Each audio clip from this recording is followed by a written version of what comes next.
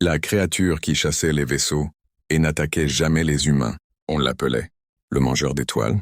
Et si vous l'entendiez approcher, il était déjà trop tard. Personne ne savait d'où venait la créature. Personne ne savait ce qu'elle voulait. Mais une chose était certaine. Quand elle apparaissait, des flottes entières disparaissaient. Les premiers rapports venaient des confins de la galaxie d'Orphéon, des systèmes riches, anciennes routes commerciales, zones patrouillées par des civilisations millénaires. Puis, plus rien.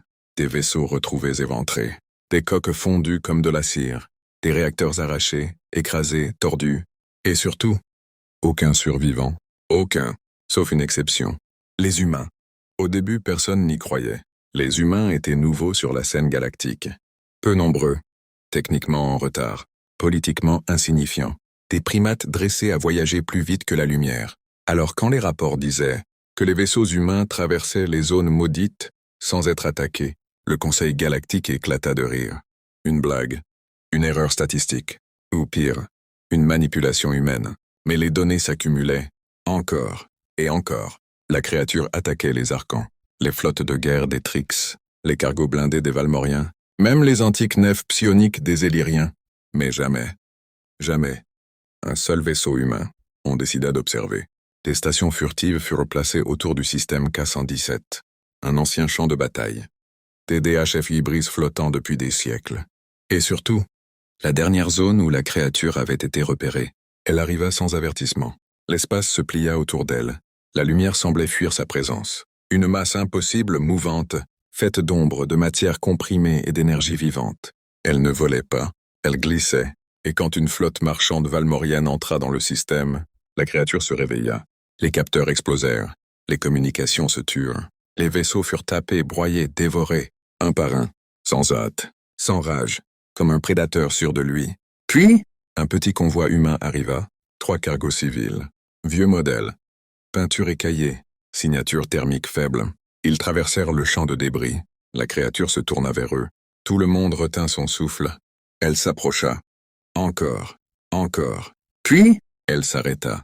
Elle tourna autour des vaisseaux humains, les frôla, les scanna, et repartit. Le silence fut total dans les stations d'observation.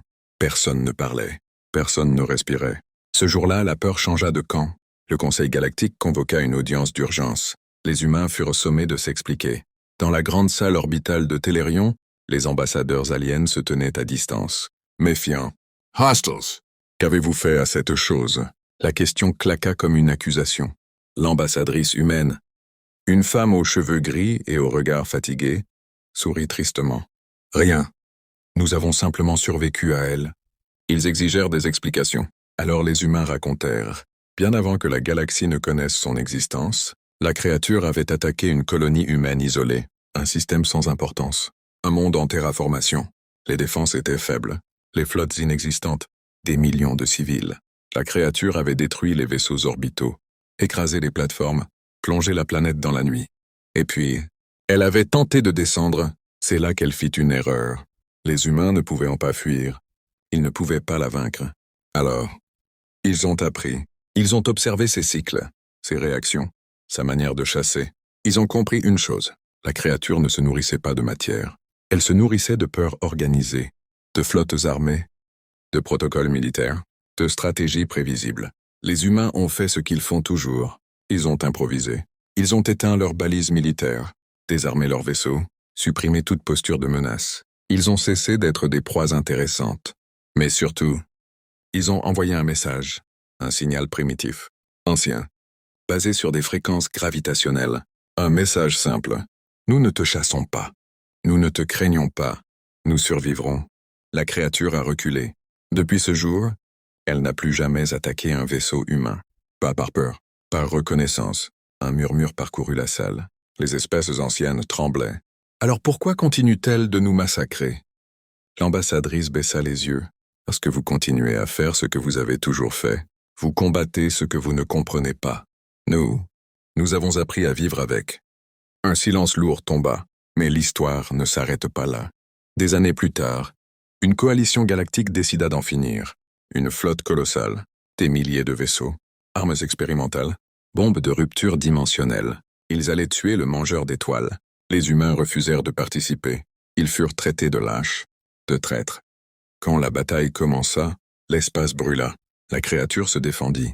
Et pour la première fois, elle fut blessée, elle tenta de fuir. Mais la flotte l'encercla. C'est alors que les humains arrivèrent, pas avec des armes, avec leurs vaisseaux civils.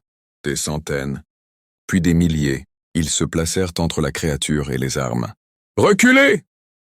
cria la coalition. Les humains ne bougèrent pas. Et la créature s'arrêta derrière eux. Ce jour-là, la galaxie comprit. Les humains n'étaient pas protégés par la créature. Ils étaient devenus ses alliés. La flotte recula. La guerre fut évitée. Aujourd'hui encore, le mangeur d'étoiles hante les routes stellaires. Il détruit les flottes belliqueuses, les empires trop sûrs d'eux. Et quand un vaisseau humain traverse le vide, il passe sans encombre. Parce que l'humanité a compris une vérité simple. Parfois, la plus grande force n'est pas de vaincre le monstre, mais d'être la seule espèce qu'il choisit de ne jamais chasser. Si vous aimez les histoires HFI et les mystères de science-fiction comme celle-ci, abonnez-vous à la chaîne. De nouvelles légendes de l'humanité, chaque semaine,